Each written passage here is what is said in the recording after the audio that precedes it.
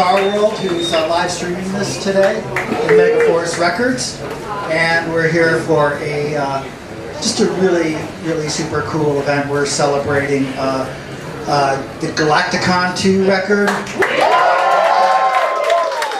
Brendon Small, and he's going to be up here to talk and play some music, and a couple of great guys interviewing from St. Vitus in Brooklyn, which we're broadcasting from.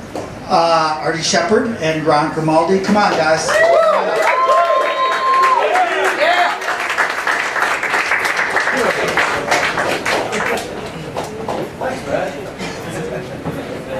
Hey everyone, how you guys doing? Let's give it up for Brendon, huh? Hi. Hi guys. Hi. We just basically did this interview downstairs for the last 45 minutes, so It was great. It's too bad you missed it. Oh shit, I forgot my notes. You ever do what you? Oh shit, and I spilled. Oh god. So if I didn't touch your dick just then, Yeah, you it totally would make it worse. You totally touched Sorry, me. you guys all silent. It's on film. You already did it downstairs. The stream is ruined now. Well, it felt great. I'm kind of jealous of you. What's up, Brendon? How you doing, man? I'm good, thanks. Thanks, guys, for having me. Thank you guys for coming out to the show. Yeah, like I said, we've never done, well, we do a podcast called The Automatic Crowd, which you can get at stvitusbar.com. We've never done anything live like this, and we've never done anything like this. Well, we did Johnny Rotten, and there were book signings, which was different. And it's awesome how many people came out for this and paid for it, and like, get to meet this guy, you get to meet him after, hang out. I'm going to come home with most of you, so... Just be sure you're naked during the picture. Wait a minute, hold on. What? You're going to get me a I won't tell you why. why. I won't tell you why. Okay, She seems nice. Sure. I don't know. Hey, here's the deal. You just have to talk her into it. So far, no one has. So far. Hey, Brad, can you grab my sweatshirt, if you could? It's behind the bar. It's the Fates Warning sweatshirt. It's got my notes in it. It's like So like you had to say the Fates Warning one is yours. Yeah, thanks, Dave. I know. Yeah, nerd alert. Yeah. Anyway.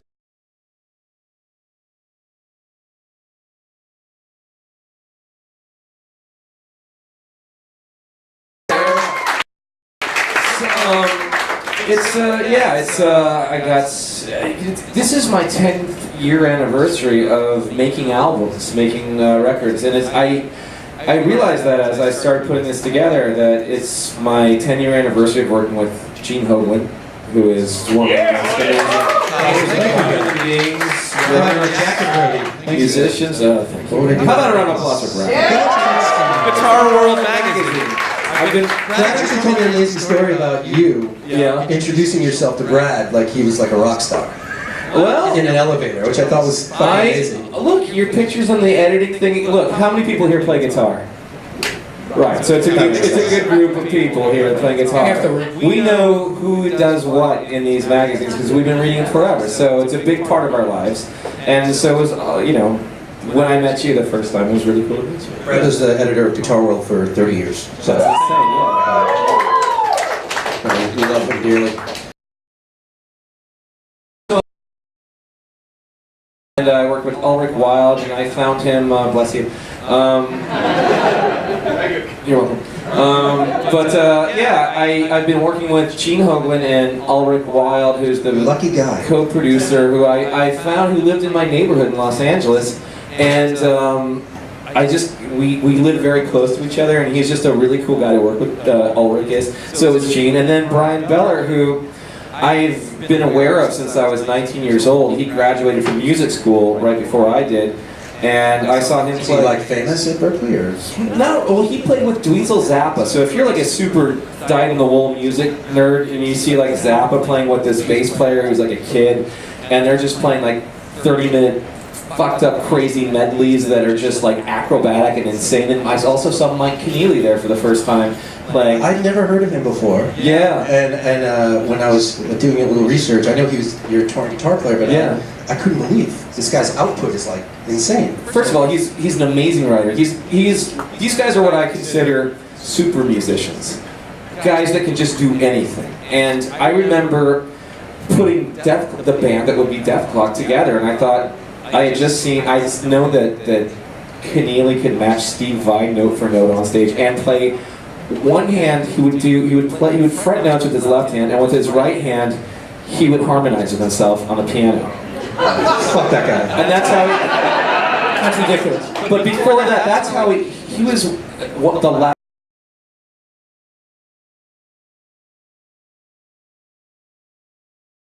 About his audition, which is fucking crazy. It's crazy, yeah, it's crazy, and he would put him through the ringer musically. He'd have to know like but Mike Keneally is a human jukebox that can play every song perfectly and the perfect voicing of the chords. He doesn't fuck around. He knows, and he's like walking around like Charlie Brown, like, hey, what's there? Who cares? Yeah, he's just a genius, and he doesn't know it. And I remember remember. else is like that is Bumblefoot. Bumblefoot is insane. I've never met him, but I'm a fan. He's insane. We almost did all of Yes's Turn of the Century when we interviewed him. Oh, really? I swear to God, this guy was like, name a song. I'm like, it's a fucking 9-minute song. How do you know the whole thing? He knows the whole thing. Retarded. And he's playing, sorry, is that on PC? Under the comedian, so it's okay. And anything's PC. And he's playing a fretless guitar. Yeah. A fretless guitar. Who the fuck plays a fretless guitar? Crazy person. People with people that spend a lot of time by themselves. It's true. That's the only way that you have to sit there and negotiate. You have to be like, I'm not around humans, there are no women anymore in my life. That's how you We have a few here. I didn't expect to see any, so this is good. There's 4. Great turnout. Yeah. It is a good turnout for having me. But yeah, so that's how I met this group of people. I usually record the guitars myself, so I don't use Mike Keneally on the records, but I have had him sing on records before. He played the voice of Toki in the Jesus Star. He did the song I Believe, which is like, I really like that song. Dude, that whole thing was so much fun. It was a ton of work in a short amount of time. I was so exhausted. I felt like You got to spread your wings. I got to, yeah. I like writing cookie, poppy kind of crazy things, yeah. But no, I felt like in Excalibur when Merlin summons the dragon's breath, so that. Sorry, just making it a little nerdy. I like some of you to be able to hang with this conversation. That's a good movie. But but after he summons the dragon, he has to like rest for 3 years, and then he comes back and goes, "I'm sorry, I summoned the dragon's breath. I gotta sleep." That's how I felt after the Doomsday. I saw that movie at a young age. I like the sex scene always got to me.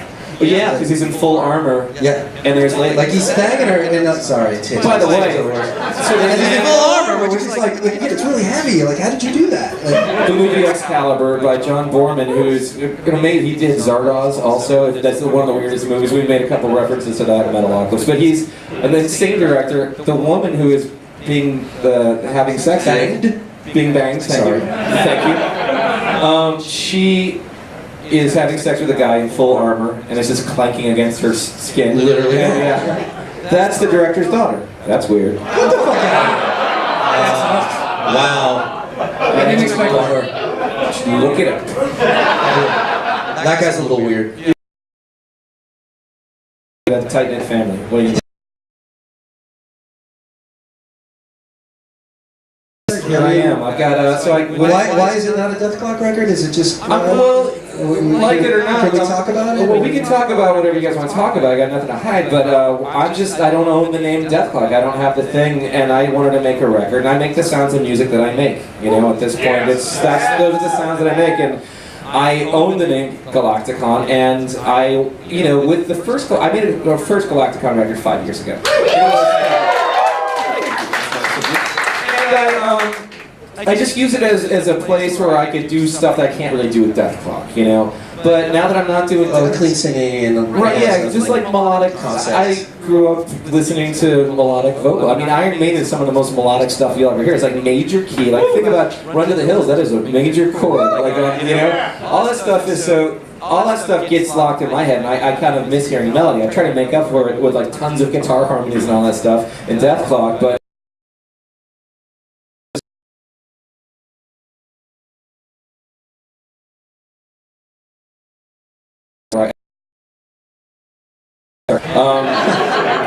But some of the songs have brutal vocals, some of the songs have melodic vocals, but I just sat and spent the time with it until I felt like I had what I wanted to hear. Yeah, I mean, that's what you should do. It's what you should do, right? Yeah, you should at least be the guy who's listening to your own stuff going like, hey, I wanted to make a record that I wanted to hear that I didn't hear happening in metal right now. So yeah. So that was it's a concept record. It is a concept That's record. combined with a comic book. Yeah, but it's okay. So I put a comic book out with Eric Powell for the Goon, who's amazing. He's super. Right? Some of you guys are comic book guys. But yeah, Eric Powell is a super great guy, and I collaborated with him years ago on Death Clock Meets the Goon comic book, and he impressed me so much. And my brother's a big comic book guy, and he said, "You got to check all this Goon stuff out because this guy's really funny." And he's really good, and I noticed he has like a trifecta of what I think is really important as far as storytelling. He's got a good sense of humor, he's an amazing artist, he has a real great understanding of the world, and he understood character really well. So all that stuff is really important to me if you're going to tell a story. So he came up with an idea for a Metalocalypse comic book a long time ago, and I thought, this guy's incredibly thoughtful, and I like him, and he's cool, and I just, for the first time ever, I said, "Look, you write it." How does that process work? So like in the comic book process, like where does it start? Well, I'll tell you how this one started. So Galacticon, he said, "I see you're putting out a new record." Is that so the second one, I feel like I want to kind of let the story, I want you guys to figure out what this story is. That's what I want to do. So I don't want to tip it really. So it's just me trying to do the opposite of what everybody else is doing. Everybody else is trying to tell you exactly what to look at and how to see it and all that stuff. And I'm saying, fuck you, I'm not gonna say anything. I'm gonna let you guys figure that out. But the first one, I thought, is a comedic, believe it or not, is an intergalactic divorce story. That's right, it is. Whether or not you realize it, it is. It's a story of basically what if Superman and Lois Lane had this big, messy public divorce, and it just got ugly. They didn't get along very well, though, generally. Well, she would always have have issues. They definitely had issues. It didn't always work, right? In any of the incarnations of the Superman movies, they were always kind of like, "What's going on here?" And it's kind of fun. They didn't know where they stood with each other. I stand with you, Yeah, Superman. but if they got married and then they just said, "You know what? This is way too much trouble," and in our case, the hero Superman in our story sends intergalactic, more of a Tiger Woods story kind of a thing. Wow. So I thought that was also thought if the divorce is all the proceeds in the divorce, what if she gets the Fortress of Solitude? Oh, where did they live? Did they live in California? No, They lived in a particular part of the galaxy where it's 50-50. So California, cool. Yes, California. Yeah. So that was the thing, and then what if she started dating Lex Luthor? And that's the other part of the story. So that's kind of the beginning of, and I said I want to Just fucked up. I want to have, like, Metalocalypse is about, what if the biggest celebrities on Earth, what if the Kardashians were a death metal band? And I thought, this was interesting because I wanted to have a world of, like, the in-between moments in outer space in this big high-stakes world where, there are deliberations with space lawyers. So I thought that's... What's a fucking space lawyer? That's like a lawyer, but they're in outer space, and they're like made of alien skin and stuff like that. What happens is, so I took the album, which is, again, a kind of like a hero's journey, kind of Joseph Campbell-esque storytelling, the first Galacticon, and I divided up the songs into these act breaks, and that's how I started outlining the entire comic book. And then I take them and I write them in script form. And as I keep writing, I learn what I would do differently from issue to issue to kind of be able to direct more from the script. To start talking about panels and where things land and who I want the camera on. People naturally put the camera on the person who's talking. In Is it sort of like doing a storyboard? Yeah, it's like a big So storyboard. it's the same thing as doing... fuck, it's still a trick again. Somebody's going to have to get me a Tullamore Dew on the rocks. Just don't look at your watch in the next one. What time is it? If I just finish it, it'll be done. Anyway, so yeah, it is like a big storyboard where you got to tell this story visually and you have to throw in dialogue and move the story forward. And then you have to land in certain parts. Like sometimes they'll have a page where the next page is the reveal of the thing we've been talking about. So things like that. So we left the last page of the first comic where we finally see our Lex Luthor, our bad guy in the story. So things like that. It's just like writing things that you have to kind of figure out and think about. That's kind of, there's fun writing and then there's the boring, just trying to frame. I mean, what's interesting about this is that, like, there's just... You putting out a record is so much more multi-tiered than like a regular person putting Yeah, out a most record. people just record an album. Yeah. Yeah. And then you go tour on it, Different like, things. and you're putting out comic books, you're writing stories, and not going on tour. And, or We already talked about this. or maybe going on tour, yeah. I think you should. Yeah. Well, we're working on everything. We'll let you know. The guy from Megaforce is like, yeah, go on tour. Yeah. No, we're figuring everything out right now. But it's a lot of fun. And then I'm building. Then the fun part about this is that if you see the back of this record here, I may get out of frame for a moment, but this is something that's really cool. You can kind of see it from here, but I'll use the record here. It's bigger, right? What the hell was that thing? That coaster thing that you had there? Yeah, so this is a real, actual wearable helmet that you can see on my Instagram, and that's the Triton character from the first one, if you see this. This is actually, my brother works in makeup effects, Jeff Small, and he's worked on Hellboy, he's worked on like all kinds of crazy stuff. He's worked on Where the Wild Things Are, he's insanely talented, he knows exactly what he's doing. Wow. Thank you. I didn't hear what you said, but it sounds like it was positive, I appreciate it. It was positive. So it's really fun, so I started talking to him, and I said, I've been working in animation so long, that animation is the kind of thing where it's not easier than live action. In fact, it's a lot more, everything looks like garbage until the last day. So you're working on an episode for like 5 months, and it just looks like garbage, and there's a placeholder thing there, there's placeholder audio. The last day, we render everything, we fix the audio, I finish the songs, and I have all this stuff, and then it looks like a TV show, it looks like a professional thing, but it's just you're living. If I need someone to drink a glass of water in animation, I need a character designer, I need a character breakup artist, I need someone to like draw all the different angles of them, like the 3/4, the half, the profile, all that stuff. I need a background designer, I need a compositor to put all these images together, and I need like a team of animators, I need all this stuff. If I want to drink a glass of water in live action, I just drink a glass of water. And that's all I have to do, you know? As my friend Lauren Bouchard, who I did home movies with, says, he's got a great quote. He's got a great quote about it where he says, live action is just really cheap animation. And it is, but what's really fun about this world is taking this sci-fi world, taking all these things from the comic book, from all this cool art that I've been finding all these artists to work with me on all these projects, and it's fun to bring that into the tactile, tangible world. So we're doing some fun live action videos that you guys are going to see soon with like spaceships, robots, cool shit, like you know, there's a term in filmmaking, Dogma 95, which is what Lars von Trier, you know, the Norwegian guy, yes, there you go. This is for you, ma'am. It's making some kind of artistic thing through restriction. So in Dogma 95, you shoot on video, you only use natural light, you can only edit in camera, but it makes you have to do all this stuff, and it makes you actually, limitations kind of improve sometimes. You know, it's interesting when you're saying that, because I heard you talk about Flash Gordon. Yes. And this is a perfect example of a movie with limitations. Yes, But you were saying that was an influence on the sci-fi level.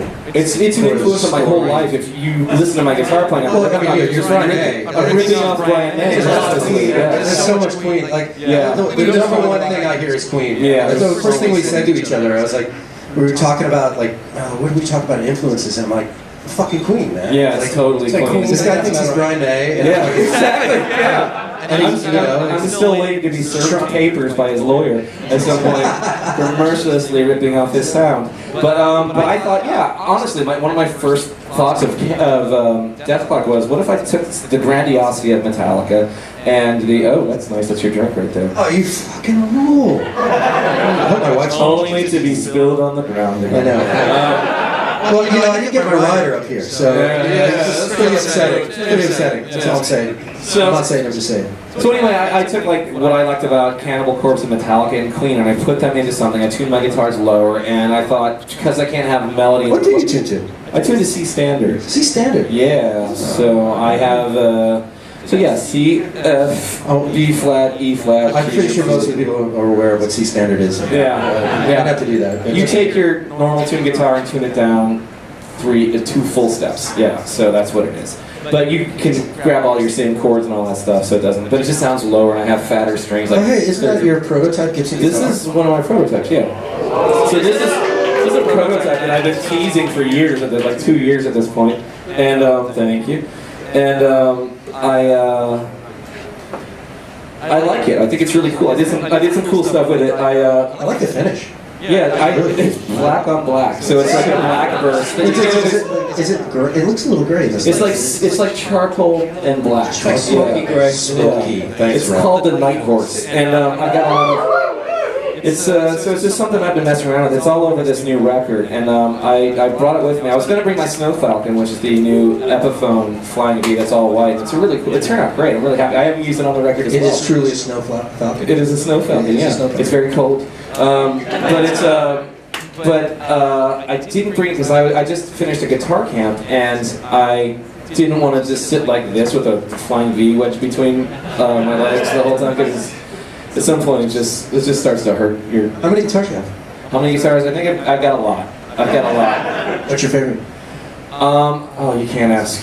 You can't ask me. I have Any classics like a 58 Les Paul or something? I have reissues. My oldest guitar is my Tobacco Burst E2, which is like a 1982-81 Explorer that kind of was the father of these guitars, like the father of the Thunder Horse guitar and all that stuff. It was like a Tobacco Burst Explorer with cream binding and a black pickguard. What is it about the Explorer that you like? Because it's an odd. I mean, Brad Chalinsky wrote a Yes. book called "Play It Loud." Yes. It is about the cultural history of electric guitar. That's absolutely fantastic. And in it, he talks about how this body design, Yeah. and many of the sort of body designs that were adopted by the metal crowd, like Right. Flying V and Explorer, when a Firebird, were all very obscure when they were made, and they were actually designed in the late 50s. Yeah, like 58 was the V and then I think the Modern was the same. Brad, am I right about that? Never, it was, but it never came to production.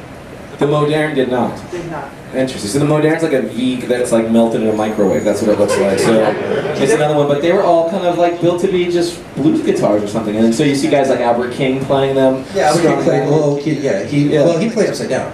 And He did be strung it backwards, but But when you hear Albert King, you hear his bends, and you understand that like the high E is the closest like to like it's the top string for Yeah, him. it's the So he's Henderson. bending down, and he's getting these huge interval bends by bending down. And I always would listen to him, and I would assume that it was on the top string, and I think he's got the strongest hands in the world because that's where Stevie Ray Vaughan. I play left-handed. Do you? Yeah, and yeah, I mean I can't play a right-handed guitar upside down. I can play one song, Melissa by Merciful Fate. That's not a bad It's the song. only song I can play upside down. You should stop right there. I should actually, yeah, but it saved me a lot of trouble. But Jimi Hendrix, it was the same thing with the Strat and the way that the configuration was on the pickup. Right. He would get this output that was completely different from other guitar players. Actually, they're all slanted Yeah. too, right? That makes sense too. Anyway, I like the Explorer. It's just a big chunk of wood. I think this shape is. They just nailed it, and I think it's like the coolest shaped guitar in the world. But I love all guitars. I don't care what you play. Wow, that was the most diplomatic. Yeah. I'm looking for an endorsement from I anybody. do. No, I'm a dork. Come on, dude. Yeah, I can't believe how much I like guitars. I see people with like Ibanez or whatever it is. I'm like, that's a cool guitar. I like guitars. I'm not. I Like just made some cool guitars. Ibanez makes great guitars. I got some. I got Ever some. meet Steve Vai? Yeah, I have one of his guitars. Do you really? The Gem 777? I have the Universe, the 7-string. So do you use 7-string on any of I used his guitar on a song on the Death Album 3 called Ghost Queen. That's right, yeah. Nerd alert. Yeah. Yeah, so I used that. And I have a Satriani guitar too. I have one of his guitars that I used on this record. He and I have been working on a project together. That's an animated thing. We'll see where it goes. But he gave me one of his Satriani guitars with the Sustainiac pickup. You know what that? I mean, it's like that. It's like an EBO. It's like just basically makes your guitar notes just live forever. The thing is, because all we do is when we Listen hit. to the sustain. Exactly. Still here. Yes. Sorry. You gotta go Spinal Tap when you talk about sustain. Sure. But I used, and he gave it to me as a gift, and he said, and he, like right before he gave it to me, he pulled it back and he goes, "Beware. You may never want to go back to magnetic pickups again." And I took him very seriously when I said that, and I started playing with this thing that's just all these cool harmonics. You get like a ninth above and like an octave and all this weird sounds like your guitar's feeding back at low volumes. And I was like, right, this. So I put it down. I said, this is a special occasion guitar. If I get my work done, then I can play this. It'd be cool to write a song with it. I know. I use it. It's in. You can hear it in a teaser for the new Galacticon record. You can hear it on we did a 360 video thing that you can see, and it's a song called "Some Days Are for Dying," and it's the first song on the record. So the first thing you'll hear is like an electro harmonics pedal, the Mel 9 pedal, which sounds like a mellotron, like exactly like a mellotron, and then you hear Joe Satriani's guitars. What's that? The original sampler. Exactly, but for some reason that they nailed it all. If you haven't met, you can sound like Yes, you can sound like Rick Wakeman, you can sound like That's all he wants to do. That's all you want to do. Exactly. There's a great documentary about the Mellotron called Melodrama. Oh really? A friend of mine made it. It's fucking Really? great. I'll check it out. Yeah, but you can sound like Strawberry Fields. You can sound like old Genesis if you want to. Yeah. Black Sabbath. You can sound like Black Well, Sabbath. that's Wakeman play. That is Wakeman playing. Changes, Yeah. Okay. Yeah. Yeah. Anyway, nerd stuff. This is what we do. Well, that's why we're here, That's right? why we're here. Let's fucking air out, man. Yeah. So, are we done pushing the Galacticon record? Oh yeah. Actually, I have a question about that. Yeah. Yes. Just be careful. Wait, other records? Yeah. Be careful, Andrew. This record's going to be on Megaforce, which is a legendary metal label. Yeah. Get signed to have to deal with them is amazing. Yeah, it's they through a friend got in touch with me, and I know Scott Ian really well. We've become good friends over the years, and he's a goofball, and He's played here a couple times. played here a couple times. Yeah, come here and see Anthrax. But I grew up. It was a total pain in the ass. Just But he anyway. So I talked to him. I said, "How do you like working with them?" He goes, "They're amazing, and you should work with them." And I said, "Okay." So they're distributing this record. It's been really fun and great. And Paul's here from Megaforce, and Paul's a really creative guy too. Yeah, Paul. I remember. Paul said some great stuff, and he's a really creative guy. He's the kind of guy you want on the label team. He's got some cool ideas. So yeah, so it's always great to be in a room. I mean, you're like sort of a marketing dream, though, honestly. Well, They can market you 25 directions. yeah, but before I didn't have the comic book or any of that stuff when they came to me, so I didn't have any of that stuff. It just turned out that You were just a lowly guy. was just a really popular The guy just plays guitar with no Who frets. sucks? You're just terrible. It's fucking terrible. I agree, but no, they are great and they have really cool ideas. So we've had a lot of fun putting stuff together for this. We're in the middle of making a VR video with Oh, no way. yeah with Google. Yeah, That's big time stuff. I know. We I got met Steve Jobs once. really? Yeah. Call him on your cell phone. I can't, he's dead. Fucking call him, dude. I didn't meet the guy from Google, but I met the guy from Apple. Oh, right, I yeah. thought I could throw that in. I really thought you meant. It was cool, man. I thought you meant Bill Gates for a second. So He's still alive. he's still alive. Unfortunately. Get him on the phone. He's saving That's people. it. Yeah. Oh, wait, Gma. Right, you hate Gma. Forgot about that. Don't give me stuff. Anyway, we're doing fun stuff. VR videos. Yeah, watch out for your. I own the place, it's okay. So, Yeah. speaking of Galacticon, one of the things I found online was your Spotify playlist. Oh, The yeah. influences of the record, which I thought was right up my alley. Yeah. So yeah. Very diverse. Fucking ELO. I have ELO. I love ELO. I mean, Jeff Lynne is fun. Jeff Lynne is the king. He's a genius. He's a genius. I can't believe I don't normally meet heavy metal people that go as nutty about ELO as I do. Oh yeah, no. Well, he's designing the soundtrack. Not only the Living in John side, which is Yeah. shit. Yeah. I mean, and Magic is like, Fucking amazing song. fucking incredible. Yeah. Ridiculous. I mean, I can't tell you how much I love Olivia Newton-John. I know she's amazing. She's the most beautiful I'm woman hoping in to the promote world. it to all of you. That's it. Yeah. But maybe we were We just lost all of metal street cred. The movie is super cheesy, but the soundtrack is great. And the first side is Olivia Newton-John. The second side is ELO, and it's just it's like a split. It's like a Yeah. split record. Yeah. But they didn't call it that, of course, because I don't think that existed at that Yeah, time. that's a punk thing. Ron owns 10,000 albums, so you should know. That's a punk thing.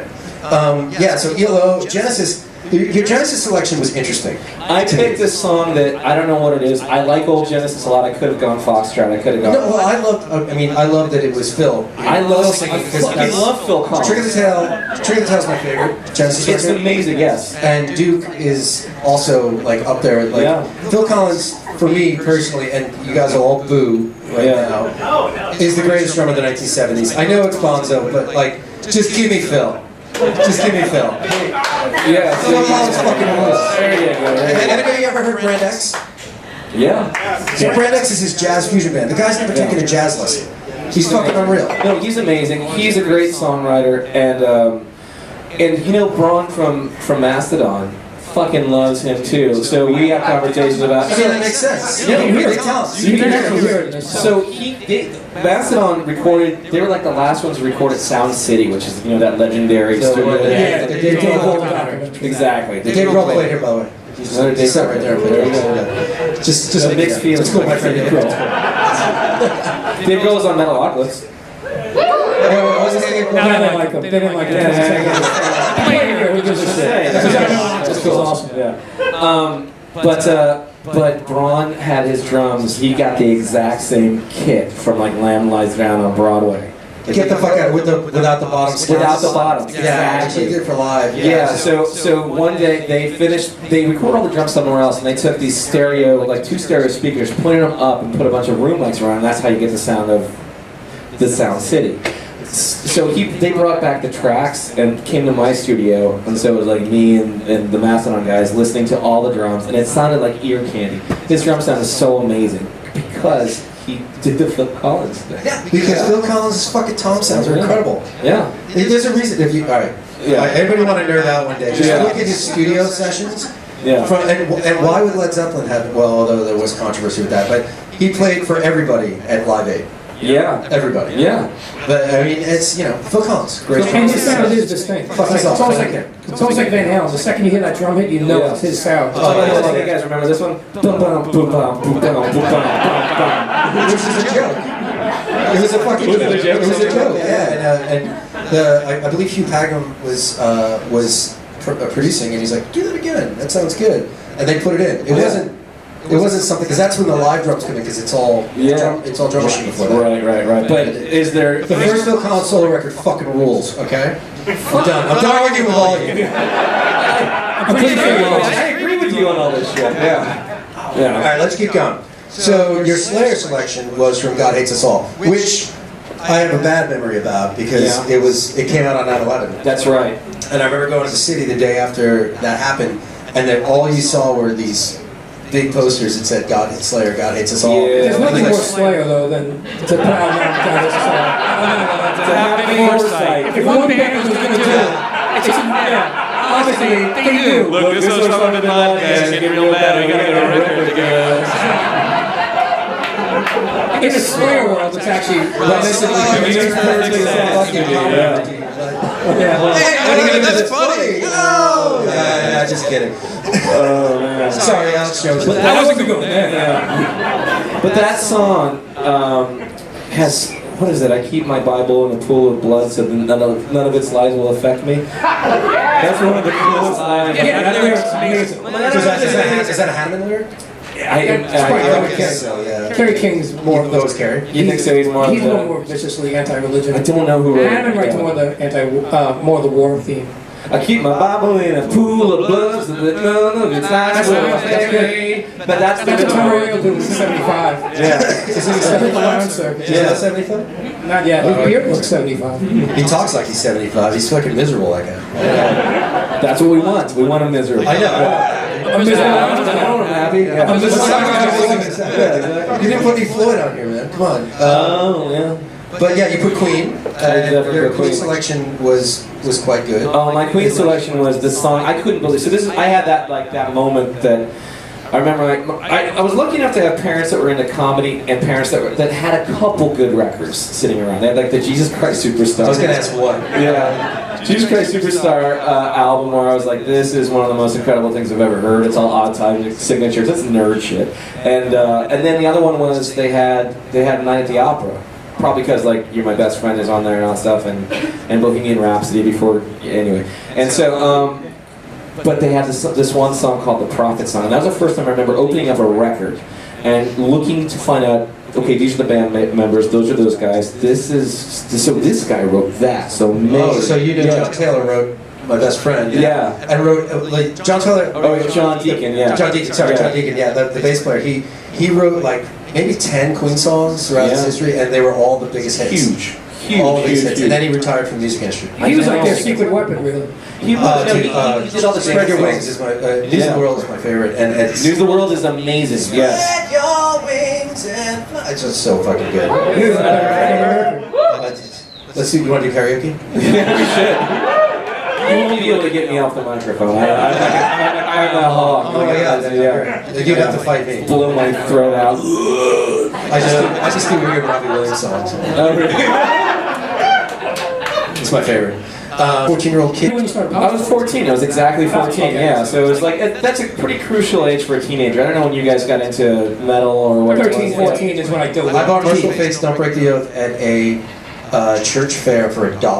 How old? Perfect place. I was 12. Holy shit! I bought Melissa when I was 13 and instantly started worshiping Satan and becoming I took the oath. I took everything wrong. Me and my friend went home and we took the oath. Yeah, you took the oath. They said, don't take the oath. I bought And then his mom destroyed the record, but I had it on cassette. That's so awesome. Slayer, Son of Mercy, Merciful Fate, Melissa, and that was it. I was going right down the. That's it. Yeah. Yeah, so like when you picked up a guitar, were you into were you into metal at that point? Or? I was like, You're coming from rock. What happened was I was coming from like rock and roll stuff, and I was you know, Guns N' Roses had come. So this is one of my theories that I think unless you have like an older sibling, I don't know how you guys discovered that. I had an older sibling. Exactly. 10 years So what older. about you? I had an 10 older years. kid down the block, 3 years older. Right. Taught me everything. Exactly. Kiss, I had that. AC/DC, Black Sabbath. Is he dead? No, but he's not. Most of your friends are dead. Yeah. Most of my friends are dead or in bad places. Yeah. But he's alright. Sorry guys, it's just And he it's the way we roll. Listen to our podcast. Yeah. It's gloomy. Guys, it happens to the best of us.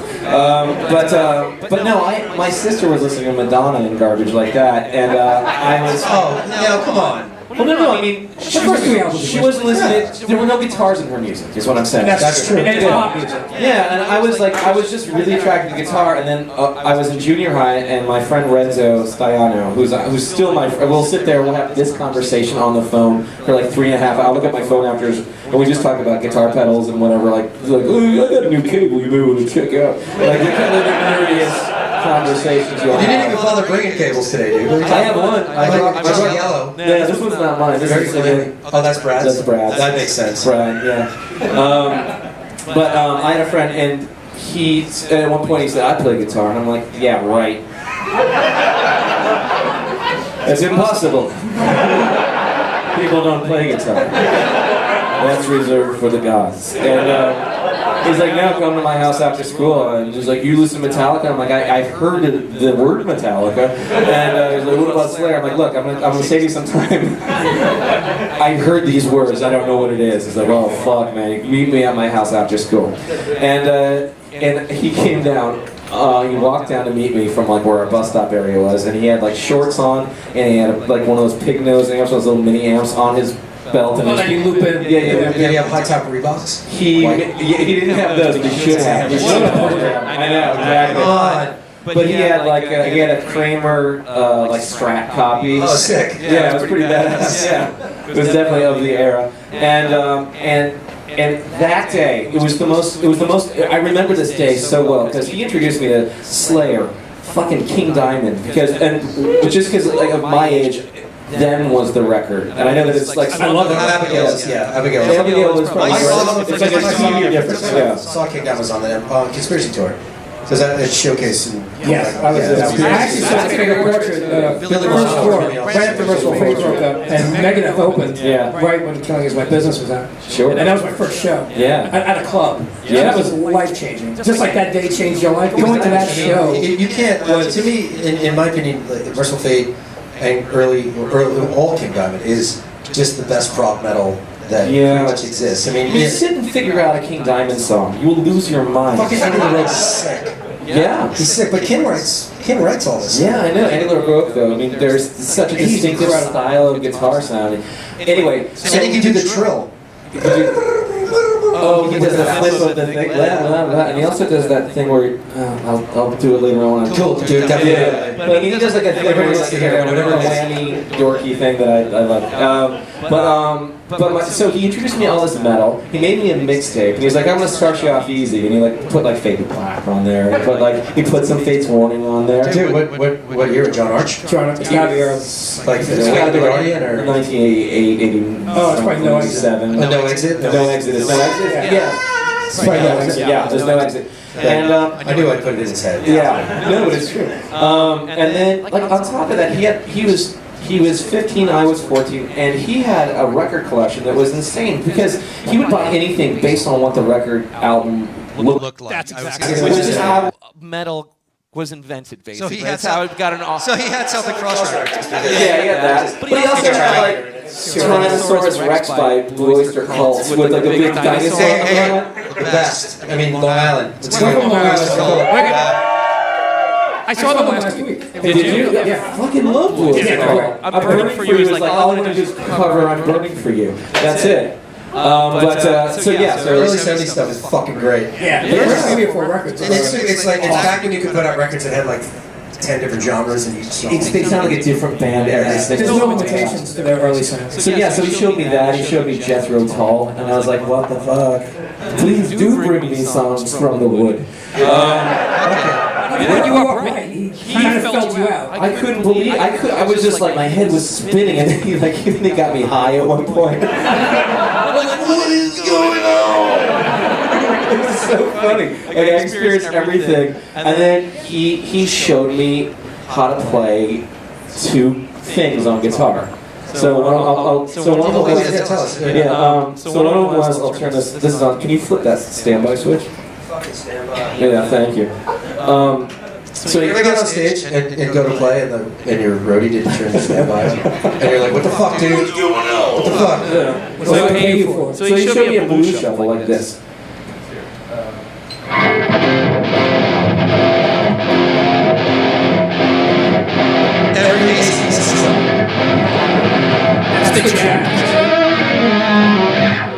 So he showed me that. He showed me like that, and then he showed me this. And I hadn't even heard the song yet. So he's like, all right, so you're gonna want to learn a blues shuffle. You're gonna learn some power chords.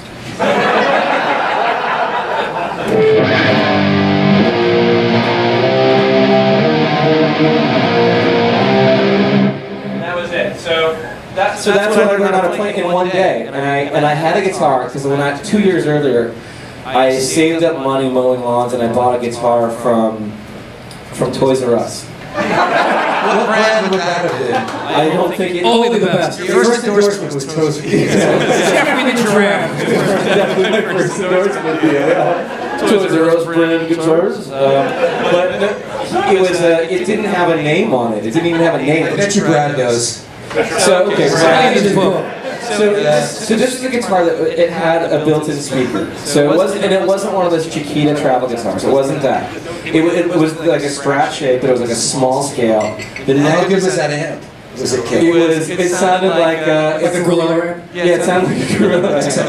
Dude, that's everybody's first amp. I know, but it sounded like a small. It sounded like a bullhorn. So it had that small speaker sound, but it's kind of badass at the same time. So I don't know. I don't remember seeing that, and I don't remember seeing any name or anything. So I had that, and I had guitar strings, and I just looked at it, and I would just do that and go, and I had like a Bigsby kind of bridge kind of thing. And then it went out to and I did that for about 2.5 hours. I was like, okay, well that's what that is. I would imagine that the first time you had a delay pedal, your mind was blown. Yeah, well, that would be much later. But yeah, so I thought, well, I deemed the guitar impossible to play from screwing around for 2 hours. And then and then when I met Renzo, he showed me how to play that stuff. And then he did this too. He goes, check this out. He went,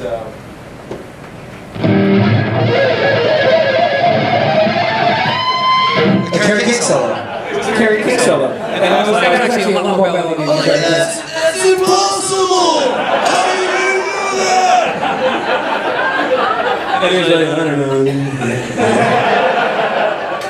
And I said, you must teach me how to play. And is that what happened? And he did. So we became like, we had the kind of friendship where I took it really seriously and I would really like sponge up everything that he showed me. And then it got to a point where I was starting to catch up to him. He's like, what? What are you doing? I like the way you were. Guitarists are very competitive. Oh no! So like, I was like, yeah, we started a band together. I mean, this sounds like the Metalocalypse scene. Yeah. Well, what we did was we were 2 dorks.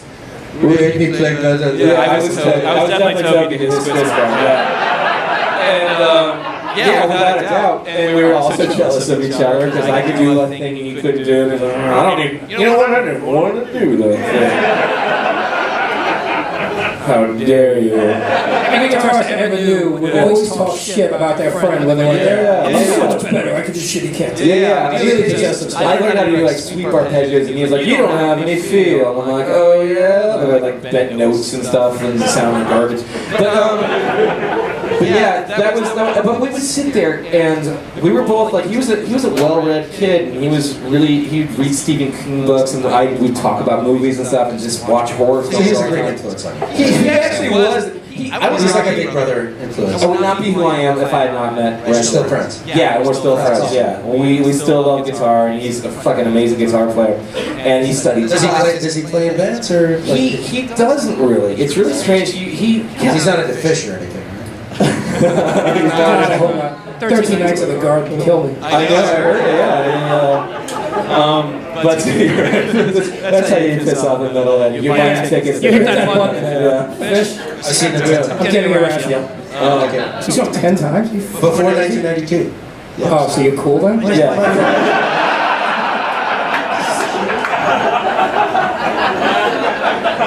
It's another death story, so I don't want to bring it up. But we would just sit there. We didn't have driver's license. We were a couple of dorks with like eating just. We would just like eat candy all the time, and it was just like two fat kids with double chins. So Just you're losing your teeth. yeah. And then, but then we'd sit around and we. You were fat? You were fat? Oh yeah, Really? fat, knee-knocking dork. Yeah. Really? Yeah. Look, there's a reason I work in comedy. You know, we're not studying an origin story. You know, so. Yeah, but we would write a song every weekend because we went to high school, and every weekend we would. He got one of those dual cassette players, and he learned how to overdub switching at the tape. You know that? Wait till the dual CD player came out. That was state of the art. But what we do is we learn how to harmonize guitars and harmonize our voices, and how to like put like tune our guitars down and play bass parts. Where are all these tapes? He has them somewhere. I don't know. He may have them, or maybe No rhythm sections. maybe he destroyed them. Yeah, it was just the two of us, and like a Casio drum machine or something. We can make it if we try. Just the two of us. You and I. Sorry, tangent. Thank you. Thank you very much.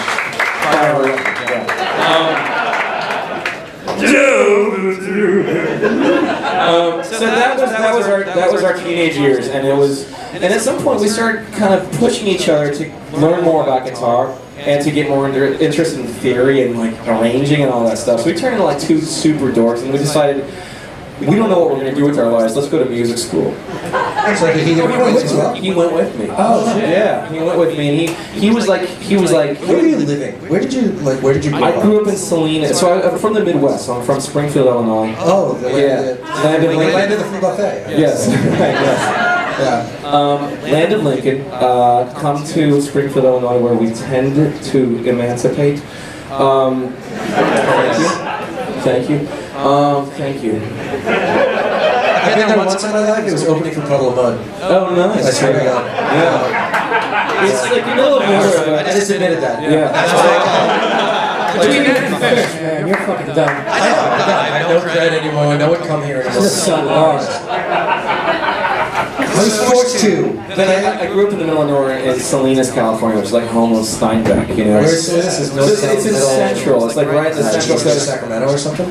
It was south of it, so it's like south of San Jose. So yeah, so we sat around in 5, huh? Really? We went through that. Are you serious? We went through that much time? He just gave us a 5-minute warning. Brendon. And then he said, stuff I haven't gotten into yet. I know. Fuck you, Brad. Fuck you, director. Everybody tell Brad. Fuck you, but buy his book. It's great. He just knows 5 more minutes. Anyway. Yeah. So anyway, so Salinas, California sucks. There's nothing to do. But how's the weather today? It's like fall. Yeah, it's like fall all the time. Yeah, but there's nothing to do but play guitars and jack off. So, which I consider to be a live concert simulator. you play guitars and then you simulate sex for yourself.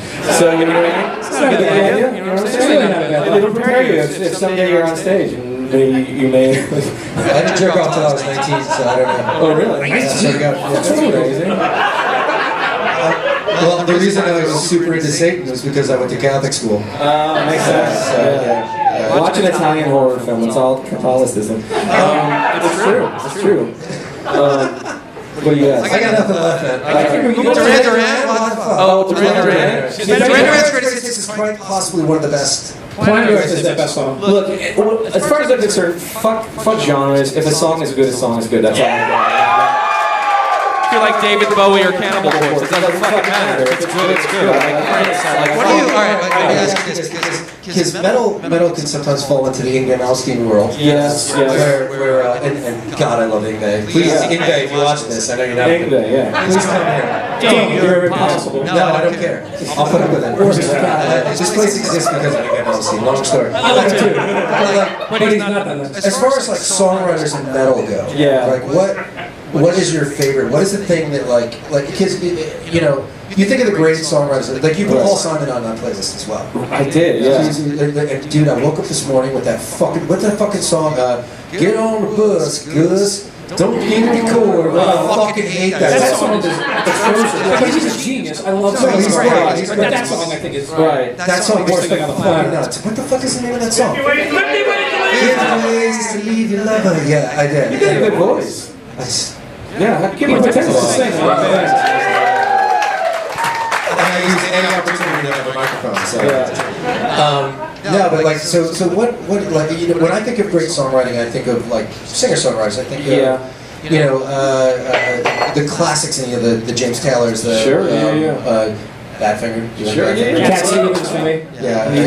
Cat Stevens. Yeah, oh, that's right. Ron's a big fucking Cat Stevens. I can see like the genesis of metal from Cat Stevens. I can hear that in Cat Stevens. I think you could turn. There's a lot in his. He's got so much percussion in his voice. He's got so much cool sounds. He's got just His voice is incredible. Yeah, and percussion voice is amazing. Without a doubt. Yeah, his guitar sounds great. Yeah. Like, and I won't get into my obscure loves, but what is like, so as a songwriter, just as a songwriter, what do you like?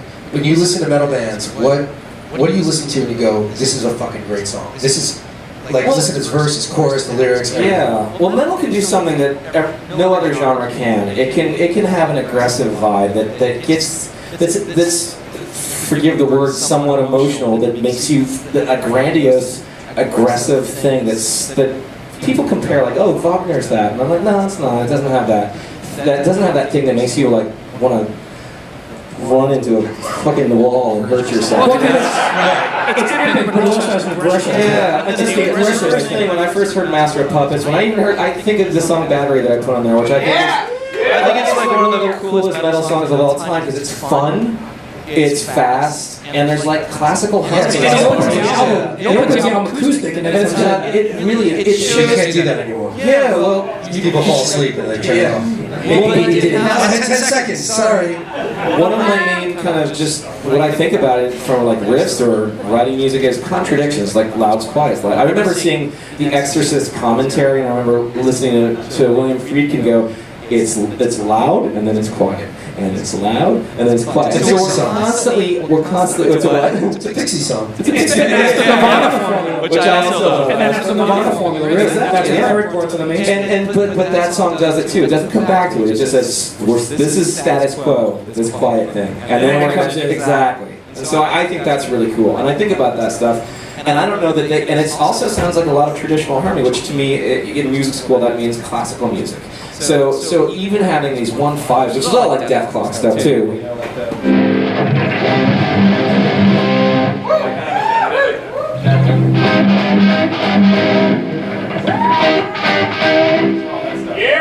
Can you do the Ingve diminished seventh thing?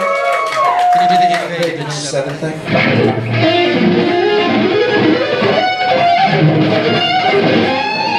Now be a total dick. Sorry.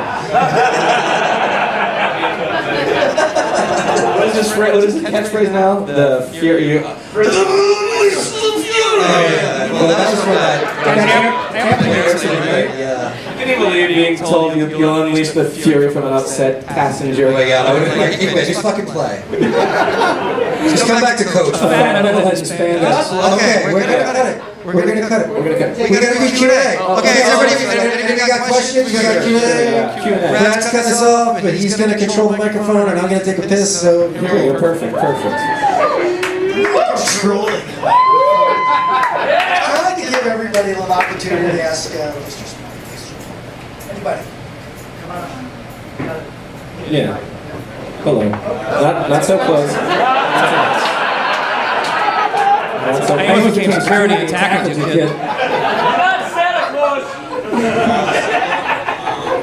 What's your top 5 favorite Guitarists?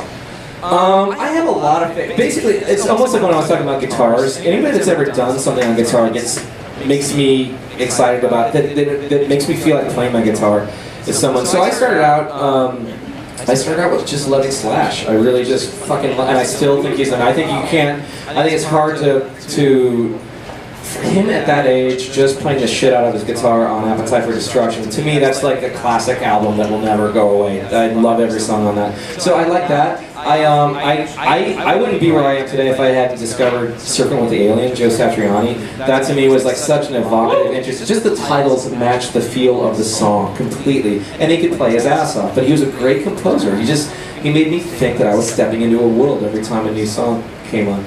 Steve Vai is the same way. I think he's just such a creative guy, and those two guys really, I logged a lot of hours trying to sound like them. I love Ingve too. Jeff Beck is a huge, I love Jeff Beck. I remember my guitar teacher when I was a teenager trying to get me to listen to stuff from like Blow by Blow. I was like, what's this stupid disco garbage? I hate it. All I know is I hate it. And then I was like, no, check that out. And then I just like, okay, I'm gonna play that song. Younger me was, but the older me, yeah. But I get it at the age. No, but I know where you are at. I was trying. I just taught a guitar camp where I was trying to get kids interested about Jeff Beck, and I was like, check this out. And they're like, no thanks. Like Truth and all that stuff. All that stuff. And I like Steve Morse a lot too. So I don't know if this is too many. But I really spent a lot of time trying to learn how to play like Steve Morse too. Like sex puppets and all those crazy bends and all that stuff. Yeah. Here we go. Yes. I'm going to put you right on the spot. Yeah. And if you can't answer it, I got a backup question. That's all right. Will you please tell us how Metalopolis was supposed to end? Yes! I know. I refrained from asking that. I know. But I mean, look, I don't know how to do this and what to do, but I'm gonna find a way to do it because I realize. Look, all I wanted to do was 5 more episodes, right? That's it. That's all I wanted to do, and then I was gonna move on because I felt like that was a natural conclusion for the show. And I don't think TV needs to last forever, but it's easy for me to say I'm the maker of the TV show, not the watcher. So I completely understand why you guys feel like you were left hanging. Exactly, right? I know. Well, I am sorry for the question. No, I'm not. Look, opportunity to talk to you, so. Yeah, but I also understand why you would ask that question, and I don't know how I'm going to tell you guys how it ends. I really don't. I'm not prepared to right now. Why don't you just go Shakespearean and just kill everybody? Wouldn't it make sense? it does make a lot of sense. So many people die in the show. No, why not them? They should die too. The solo and Crush the Industry, at the very end, you have that just super high squealing final note. Yeah. What effect do you use on that to make Crush that the Industry. That one? Yeah, and then the final note is so that's just a whammy pedal. Yeah, that's what it is. so it's so goddamn good. The whammy pedal, made famous by Tom Morello. So I hit when I do the taps, that's where I hit the whammy pedal. It's like an octave higher, and so that's how I do it. Hold the mic while you play, so you can talk.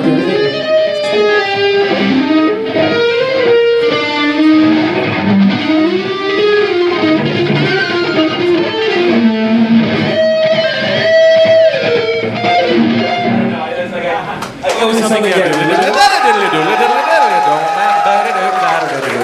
like that solo too.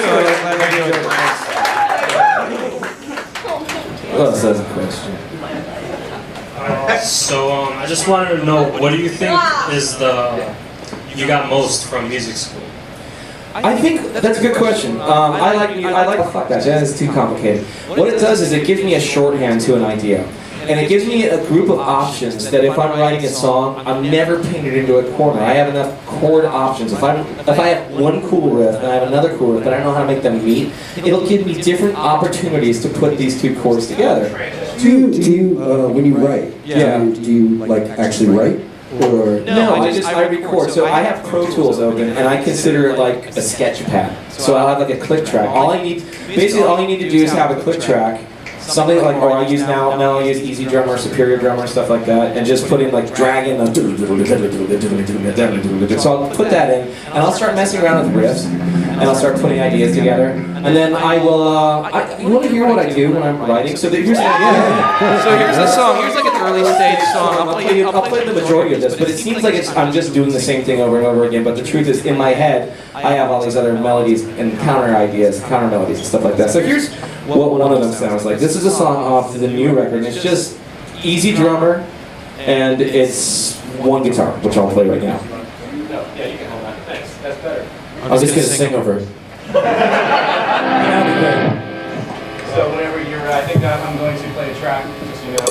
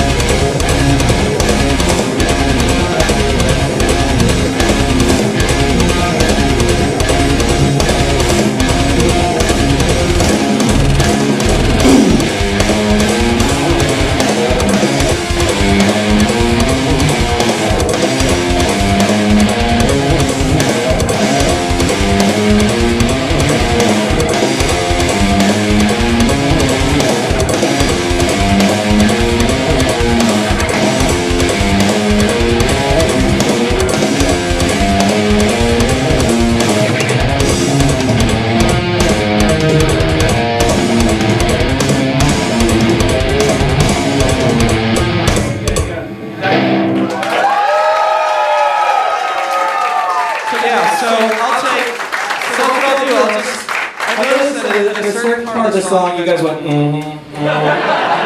that's what I'm talking about, contradiction. So I was like, it's a hip-hop head bop. yeah, it is, but yeah. But I go from that, where I'm just going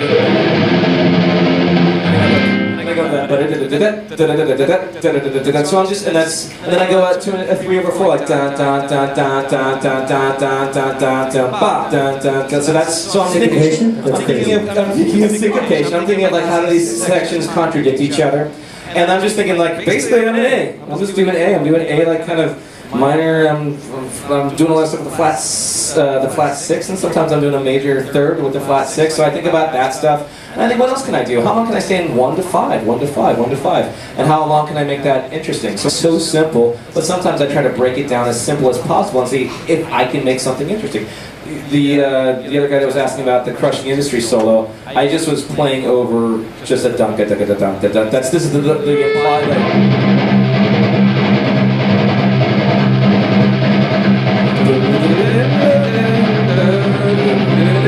so I'm trying to imply harmony over like just a pedal tone. You know, there's not a lot of harmony going on. So how can I make that interesting by implying harmony on top of the stuff? So dorky stuff. This is like what I talk about at these guitar camps though. Like, how do you write music? And those are the classes at music school that got me the most excited. Was where do I go from here? How do I unlock the chords? How do I unlock the scales that go with the chords? And how do I borrow chords from different modes? How do I borrow different ideas and know that I'm never out of options on the guitar? So you now teach once a year, right, or so? You do your own. I'll do a thing in Woodstock. So I just did a thing in Woodstock with yeah, maybe a couple of you guys are here. Yeah, come on. No, I was there. Where were you? I was there. You missed it. Yeah, why didn't you come to the guitar camp? You have no excuse. You already live up there. Came all the way here, but didn't go there. You come all the way over here from Germantown. But yeah. So anyway, so I'll go over that stuff. So I do this thing where I really do think theory is going to be the kind of thing that makes you so you can get out of. Guitar players get in ruts. We all get in ruts. We learn a certain thing, and like I see people nodding, like, oh, fuck, I'm in a rut right now. You know how that feels, though. We all get in ruts. And what you want to do is just break down these walls and see what's on the other side. So I do like a quid pro quo, like a Silence of the Lambs thing with students where I'm like, here's a sweep arpeggio, right? But now you have to learn why we're playing a sweep arpeggio. It's funny that you say that. 'Cause as a songwriter, like when I get in a rut, I'll just listen to stuff totally outside of what. Which is great, yeah. We were talking about that backstage. Yeah, like, but that's why I love prog rock, because I can't play it. Yeah, it's hard to play. It's really complicated. Yeah, it's and you only do things one time, like through compose. So yeah. Yeah, I could write an entire song around one thing from a 20-minute song. Without a doubt. You know, it's like, wow, that's so innovative and different. Like, no, it's not really. You notice one thing. Steve Howe did that 20, 30, 40, 50 years ago. Steve Howe's fucking amazing. Steve Howe is such a cool guitar player, and he makes it look like what he's doing. I saw him play one time, and I saw his. He had a lap steel guitar, and he had just finished playing a solo on it. And he pushed it to the side. No, he just like had it back there. It's like, okay, well, thank you everyone for enjoying my piece of music I played, and everyone could see that the thing was tipping over towards him, and it was falling down. And it went boom, it crashed, and we were all going, ah, behind you! Oh, yeah. And it crashed, and he was so British about it. He was like, oh well. What are you going to do? He has a coffee table book about his guitars. He has 400 guitars. No, he's got like weird, crazy stringed instruments. Anyway, totally amazing. Yeah. Anyways, yes, it's pretty cool. Yeah. So, anyways, I think this is a really good entry point to having you play. Right. Want me to play a song? Okay. I'll go. This is. Thank you guys. Enjoy it. Brendon. Hey, that was fun. How about a round of applause for these guys? This is great. Marty Shepard. It's like a legendary metal club. Same Vitus. So I'll play a couple songs for you. I have some tracks here. So I'll go back 10 years to the. I wanted to honestly. I wanted to have an instrumental guitar song that I could just play where I didn't have to have a band with me, and I wanted to, honestly, this came out of an episode, and what I wanted to do was my heavy metal version of A Quick One While He's Away by The Who. Yeah! Yeah, I know. Well, I had, like, visually there's this, but let's put it in medieval times, let's put it in Death Clock world, and let's have one guy out of town while someone else is screwing his wife, and that was the idea for Thunder Horse. And, no one really knows that. That was all inspired by The Who, believe it or not. So I'll play that. This is a song that, like, hopefully I can make my way through. You know, we all make mistakes on guitar, but this is the one that I try to see if the techniques are something that I can just kind of warm up with and play. But I'm playing a lot of lead stuff, and I'm playing a lot of metal rhythm guitar, which means lead guitar on the lower frets. So that's how I think of metal rhythm guitar. You're just playing lead guitar in like first or second position. Okay, so this is the song. You guys will, you know the words are only two, I think, maybe three.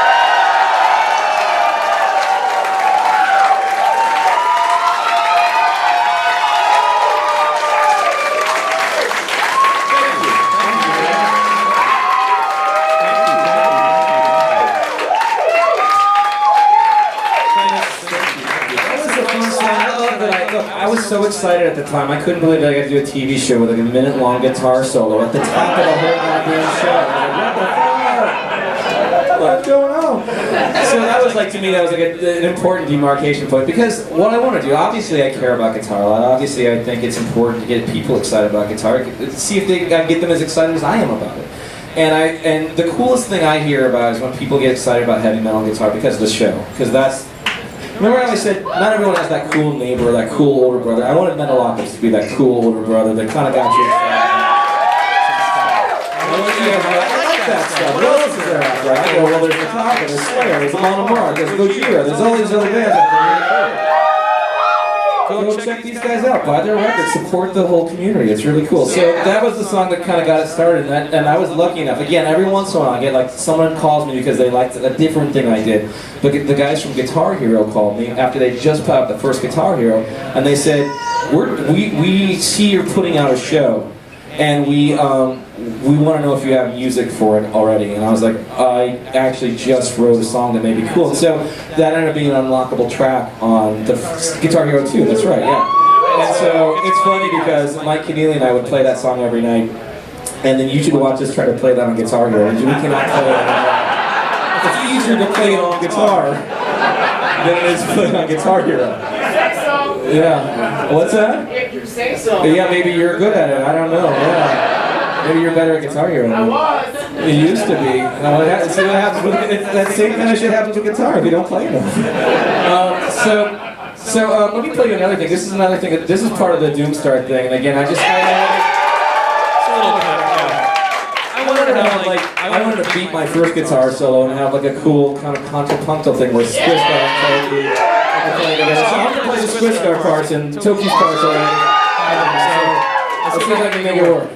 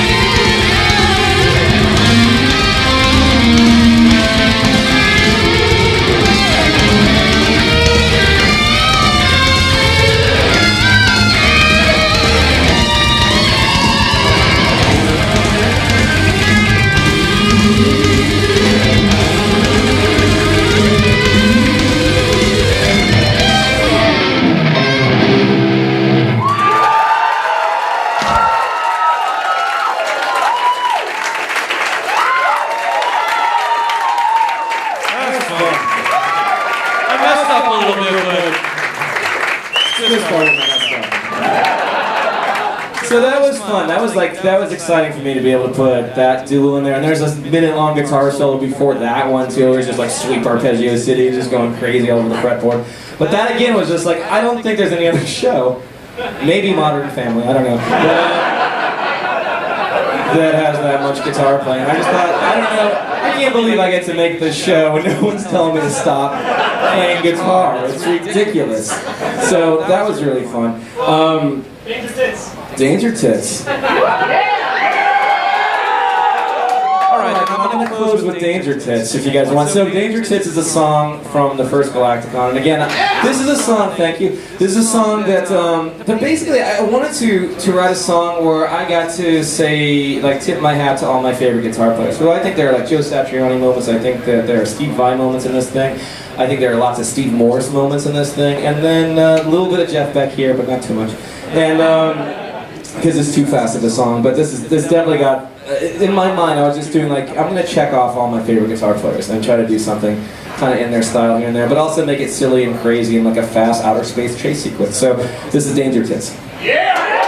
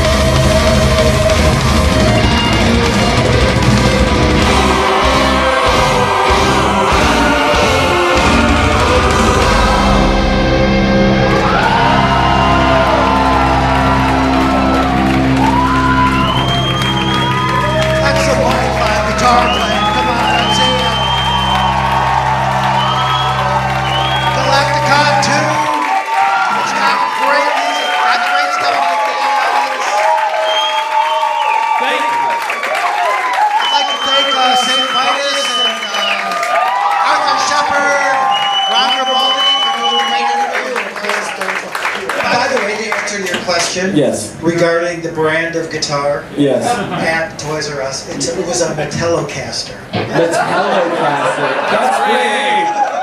Brad Zelinsky, really good guitar player. He does everything. Oh man, that's awesome. You guys, give us a few minutes, and if you want to say hey or get your picture taken, Yeah, come and say Brendon. hello to you guys. And you want to hang out. We'll be back. All right, Okay. cool. Fucking treasure! Yeah, I'll be right back.